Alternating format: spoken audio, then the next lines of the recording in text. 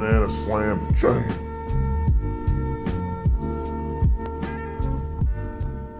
Welcome back, everybody. Got ourselves a BSJ replay. We've got a 1.5 game Meepo player. I think it's the same guy as last time. I definitely threw this one with some aggression that wasn't needed, which sucked, but it also felt like I had some really good game besides that. While my team did not perform very well when looking at the numbers, I know Meepo's a greedy hero that farms a big part of the map, but I'm thinking that perhaps I shut my team down by how I played. Hey, I just got done with an Alchemist replay. Similar. I've tried to focus on positioning in lane to threaten with poof. Had some success, so it is the same guy. It feels a lot better against certain heroes. Against others, I feels like I need to GTFO instead, so it's a learning process. Exactly. Learning to be aggressive and then learning times where you're not supposed to be. That's actually good Dota. I think I could have positioned even more aggressively in this lane. Also tried to think a bit more about leaving a Meepo behind if I go to a certain part of the map. Even more so this game since they had Anti-Mage and Nature's Prophet. It's still work in progress, expected. As soon as I see someone I want to go for, I default to poofing all of them. So basically I'm asking if I shut my team down by how I played the game. This was perhaps mostly lost because of the aggressions I mentioned, but I've had several games like this where it feels like I'm off to a really good start, and then we hit a turning point in which the other team bounces back and there's nothing we can do about it. Other than that, really like the things you brought up last time. It made my games feel a lot better. Nice. And one last thing. At 25 minutes, I did not ping him to go into our triangle after AM went there. I pinged him to put a shrapnel there to see if Anti-Mage stayed or left. He didn't get it. I see. Okay. Sometimes people just don't get it. Okay. I enjoyed your Meepo replay last time. Let's see what you got. 30 seconds to battle.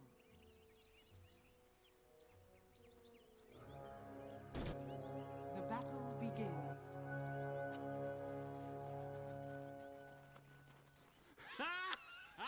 Yeah, Morph's pretty good in lane against Meepo. Morph's one of the better ones. I don't know how much you know about his matchups exactly. Okay.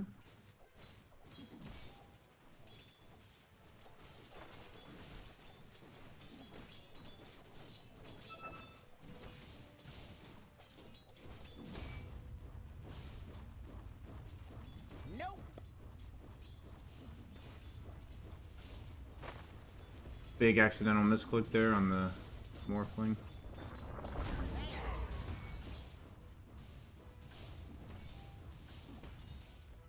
I'd say the only thing you've done wrong in this lane is to like accidentally take like 4 tower shots while you're doing what you're doing.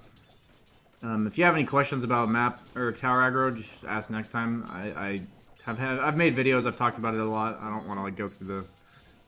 Maybe they were just misclicks, and that happens too. So far, you're like owning this guy though, so. First blood. Thanks and have fun. I don't think you're supposed to, so that means that's good. If your matchup is not supposed to be won and you're winning it. Dire's top tower is under attack.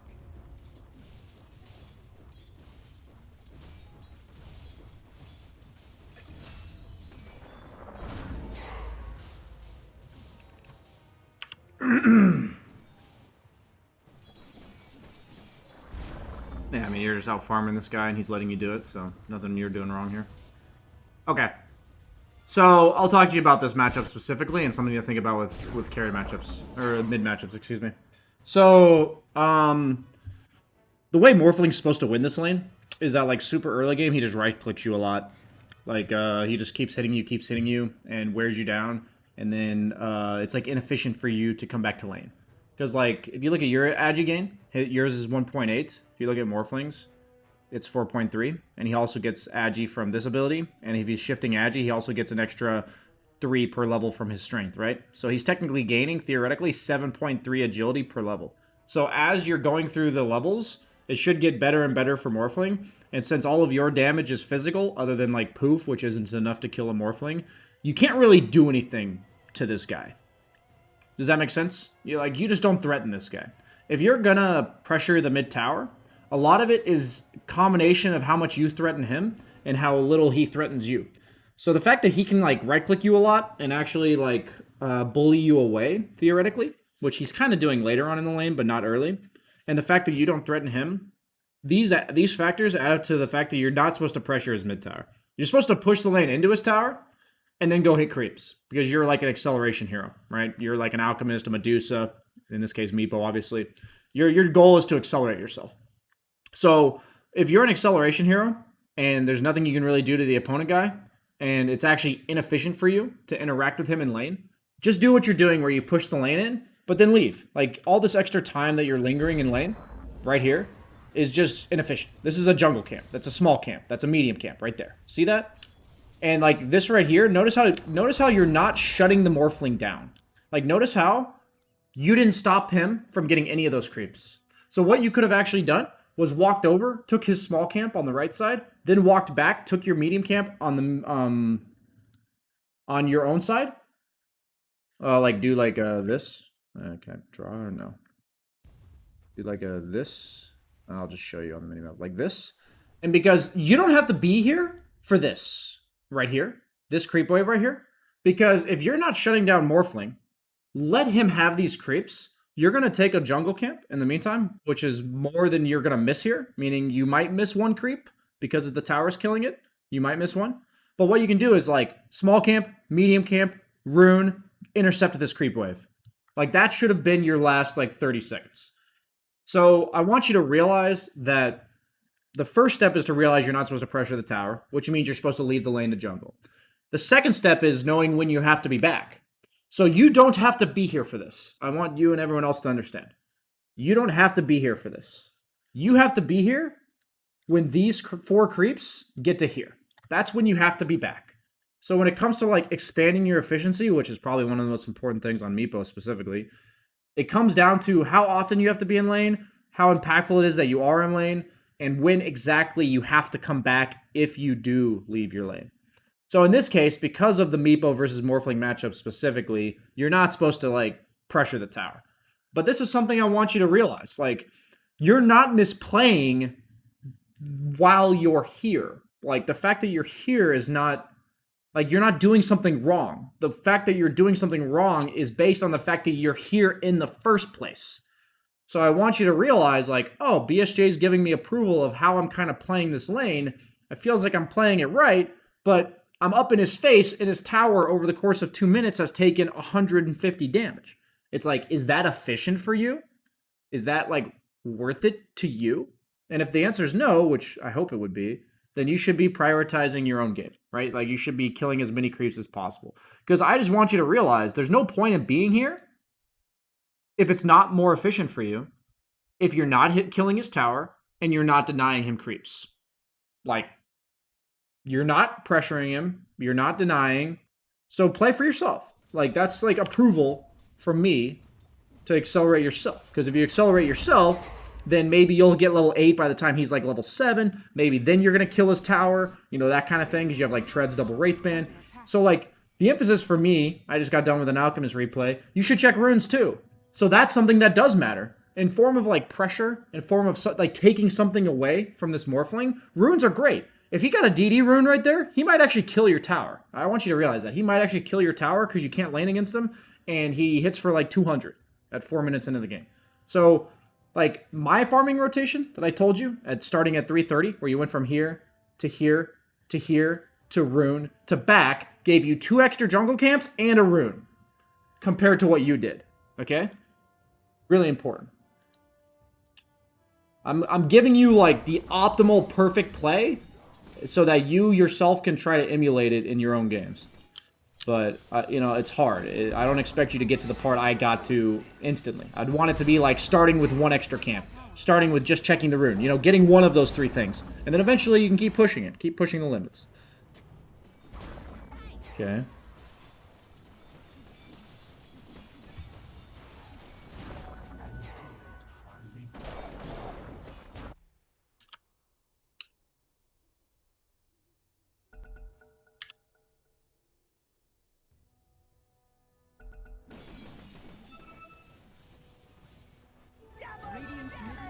Like, better late than never, but once again, you really do need to check runes on time. It is so important, mid laners. Like, low MMR mid laners, like, I need you to just include in your farming patterns if you're getting used to playing mid. The problem for me, it's so funny, is I've gotten better at it, but I'm not the best at checking runes, because as a carry, like, you just don't check runes. Or an offlaner even, you know, whatever role I'm playing usually. But, like, if you're a mid spammer, please, for the love of God, like, just have that be included in your farming patterns every 2 minutes. Like, to just check it. And the only reason you shouldn't check the runes, similar to how you said, like, I was trying to be more aggressive in lane, and sometimes it wasn't working. The only reason you don't check the rune is by going there, you actually just die. Like, because they have like a 4 position that catches you plus a mid laner that kills you. You know, it's like, other than that, you need to check every room. And that needs to be for you guys like a fundamental, do every situation, every single time kind of thing. So I'm not really going to critique your items. I don't play Meepo myself, so I don't know like his specifics. I know like what you're supposed to do on the hero. Like right now, another 8-minute rune. Don't know what it is. Haven't checked it. Oh, we got it late. You need to understand that that's going to fly in 1.5k NMR. That ain't going to fly even probably 4k. I'd say most 4k mid laners are going to check that rune at the 2-minute mark most times. So it's like, better get rid of the habit now and then rather than later. Okay. What you're doing is fine other than not checking runes. Come over and kill that guy. You're going to run back to mid. Okay, pretty standard, pretty good stuff. Check out the net worth so you have a good idea of where this game's at.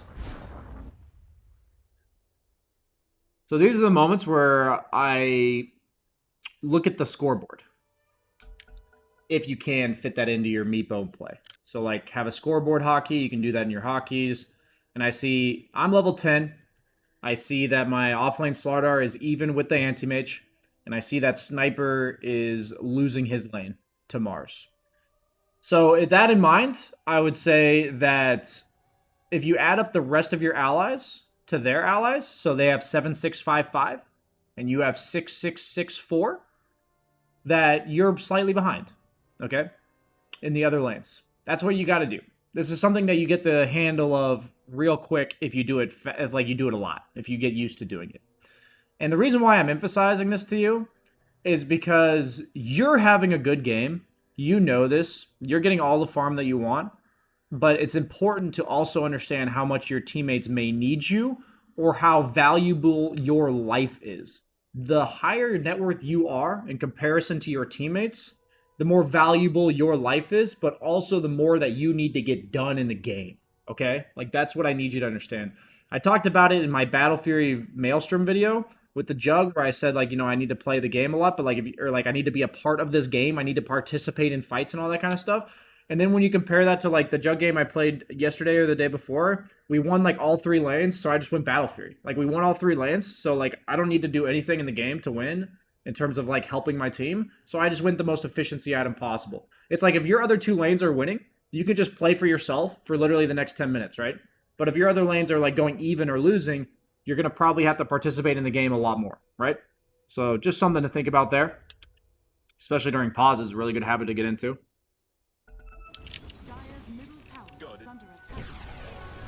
All I know is Arteezy checks his scoreboard like once a fucking minute, dude. I don't do that, but obviously it matters. I usually check my scoreboard one time around like 6 to 8 minutes to see how the lanes went. So your efficiency is pretty good. Radiant's bottom tower is under attack. Radiant's bottom tower is under attack.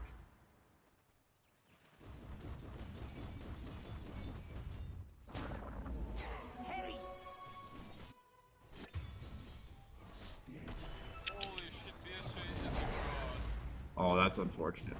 Radiant's bottom tower is under attack. So here's what I'm going to talk about. You asked me if your play griefs the game, right? So you're really strong. Their heroes aren't very good against you. Really, the only hero on their team that threatens you is the Mars, I would argue. So maybe Nyx, actually. Maybe they're a bit scary for you. But what I want you to realize is if this is what the net worths look like, you can't really be farming here. Like, you're taking here and mid. You need to be farming like here and here. You know what I'm saying? Because what that means is like you're encroaching on the opponent's territory. You're forcing them to react to something you're doing. You're being aggressive. You're maybe yoinking some of the Morphlings farm. And then you're also closer to where this guy's farming and this guy's farming. But by being here, you're not set up to ever be aggressive. So you're actually removing yourself from the game in a way that's like your teammates are fending for themselves. And if you look at the net worth, they're not capable.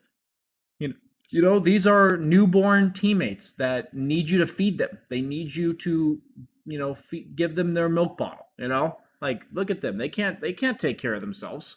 These are some 35-year-old, you know, nice guys that live with their mom. You know, that's what they are. They need to be taken care of. And you need to be their mom, dude. Okay, let's get done with the weird analogies here. As we... Radiant's bottom tower is under attack. Radiant's bottom tower is under attack.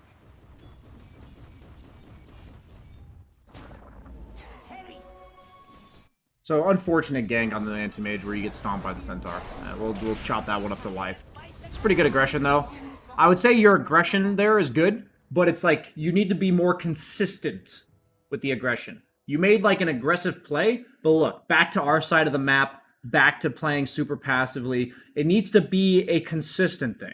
It needs to be up in their face as much as possible, like turning that kill into pressuring their tower. You know, like you could actually be up top right now killing tier 1 tower, but instead you like got the kill and went straight back to mid. So this aggression didn't actually accomplish anything. Dire's middle tower is under attack. Radiant structure. So the way this works is you wanted to kill a tower, you walked up to it, they brought 3 heroes, and then you were forced to leave. So you know how the solution is to that problem? You push top, force them there, then you take mid. Boom. But if you walk back mid and try to take that and they force you away, there's no backup plan. You could have at least, the next best thing you could have done was to immediately go top. Like immediately. Like you saw them forced to be mid and then you need to immediately go top. So this is the aspect of tower pressure and pushing that you need to understand, and a lot of other farming carries need to understand, is that if you can push directly into them, it's really important that you just keep pressuring. But if you can't push directly into them, you need to force them to go somewhere and then walk somewhere else immediately. Like immediately. You need to make it so they can't keep up with you, right? Like you need to make it so they can't keep up with you. So the reaction to them doing what they're doing here, you actually kind of griefed your team here because you forced the opponent to group up to stop you, and then you went and hit neutrals. Okay? I need you to think about that. You forced them to group up to stop you. You don't want to fight them. At least it doesn't seem like it, and I wouldn't want to either. And then you go hit neutrals. So I've always said when the opponent groups up, you have to immediately fight them or go pressure somewhere else. There's no option other than that. That's good. There's no other option that's good. And since you're the strongest hero on your team, you have to do something. You know, like, you're just going to lose map control if you do nothing. That's kind of how I look at these games. So, in this case, you forced them to group up, and then you just jungle. All right, think about it. Think about it. And how this affects the map. But you're actually going to get some kills. So you know what? You fought them. I honestly would have spent those 2 Meepos instead of Ancients to send them top. I think that play by you is surprising to me because I don't know Meepo all that well. But at the very least, those 2 Meepos going here, I think is strictly worse than the 2 Meepos going top. And if you want to fight them because your team's there, you do what you just did there. But if you don't want to fight them, you take top tower. So all I see there is that your only good option is to fight them. And I didn't think you could, but I did learn that you could. But that was your only choice, and I always try to emphasize giving yourself choices. So, Dire's middle tower has been denied. okay, okay. Looks like a hard game though when all the other lanes are going bad. You also have a carry sniper. Top tower. Very good play. Playing around vision bottom after taking top tower. This is good. Pushing bottom with 1 Meepo. I need you to realize right now that you have a sniper carry. If this is any ranged squishy hero, you give them the triangle, okay? Any ranged squishy hero or any Battle Fury hero, they get the triangle. It's theirs. Just consider this not yours, okay? Just consider it not yours. This is an example of griefing your sniper. I mean, he griefed you by picking sniper, but like, you have to understand that this is where he can farm because he's really squishy.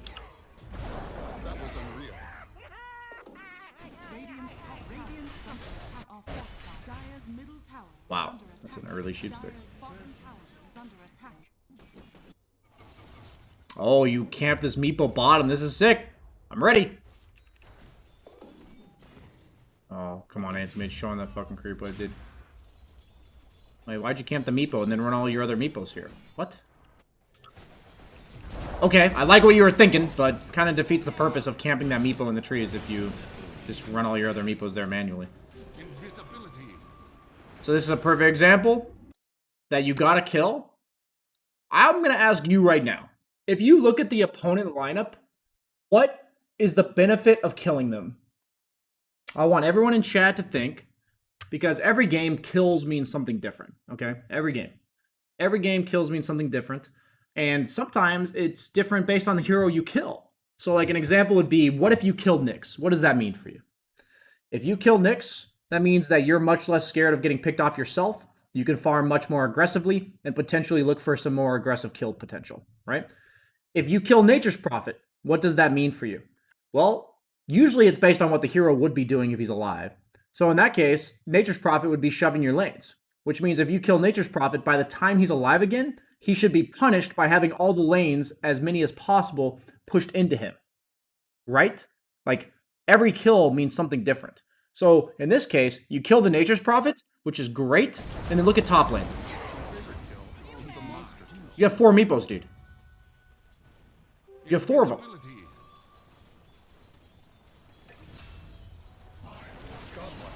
I want you to realize that none of these kills you're getting, other than like the crucial one on Anti-Mage here because he's feeding or whatever, this kill on Nature's Prophet meant nothing because of you not pushing this lane.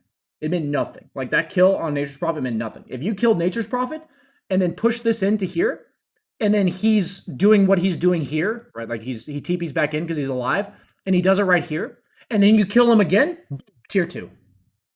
Right? Like, easy. But right now, if you want this lane push, you're just got to kill him again. And it's right where it was originally.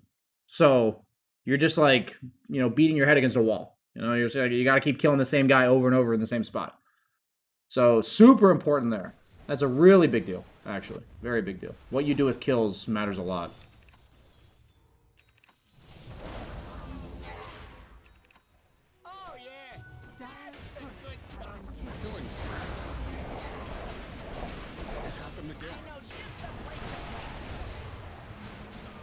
When you don't capitalize on kills properly, that's how you end up going 10-0, dying once or twice, and then just losing the game. I just want to be very clear. That is the recipe for going 10-0, dying once or twice, and losing the game.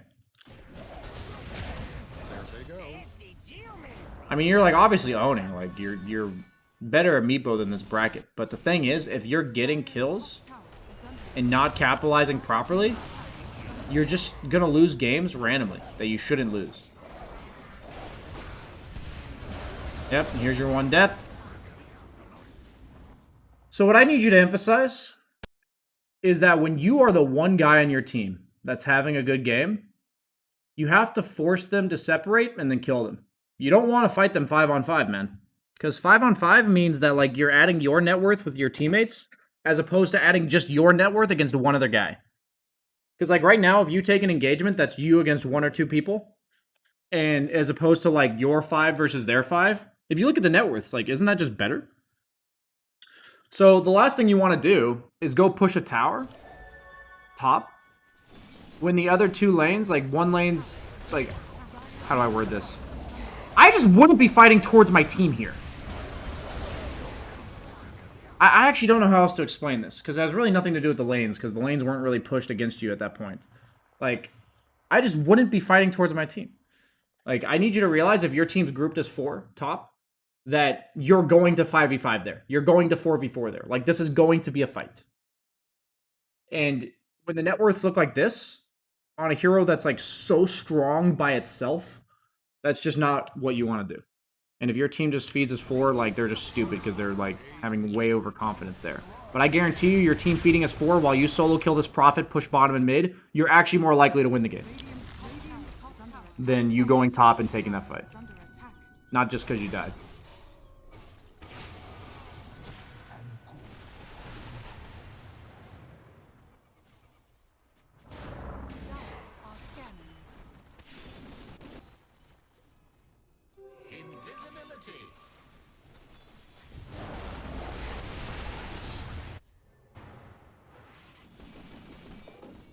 Okay. So when you're this farmed, what's the most important objective, right? It's Roche. I need to see you go into Roche, like, right fucking now. I need a Roche right fucking now. Right fucking now, Bush. Right fucking now.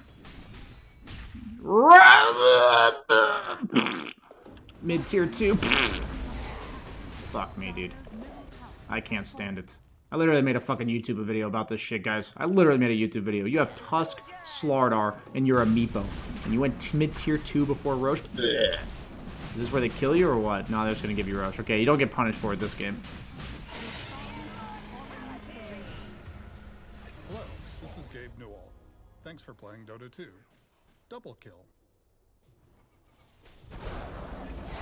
Okay. I feel like that's the point where you were supposed to leave 2 Meepos mid, run the other Meepo top. Because right now, your objective's top tier 2. Like, you need to understand that. It's just how Dota works. GGG, etc., etc. Like, you can't just run your face into them mid. Like, that's just not going to work. I don't really know what else to say. It's just not going to work. You want, like, at least 2 of the lanes pushed in, and you want a situation where, like, if they separate, you can pick them off. So, with this kill, you're supposed to leave 2 Meepos mid, pushing it, and you're supposed to send your main Meepo with the blink and a sheep to top. Because what that means is you're enabling yourself to push top tier 2 by having mid pushed in, and then if anybody comes top to stop you, you're going to kill them. Walking down mid is not the play.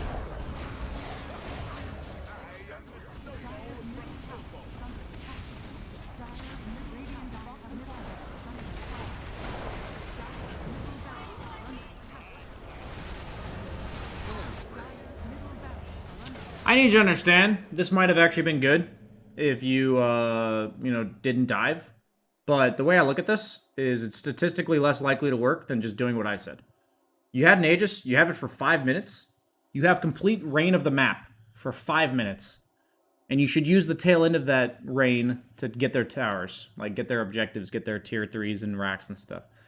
Like, you need to understand that you had 3 minutes before this to do whatever the fuck you wanted. Whatever the fuck you wanted. The world, the map was your oyster for 3 minutes. And you just said, I'm going to go high ground. Dota just doesn't work that way, guys. It just doesn't. It might have worked if you didn't dive, but I don't really care. Because, like, you could just do the same thing 3 minutes from now. With, like, 6 slots. You could have, like, Scotty plus another item. That's all I got for this replay, man. I hope you learned a lot. Thanks for signing up. It's enjoyable to have a Meepo. It's kind of interesting.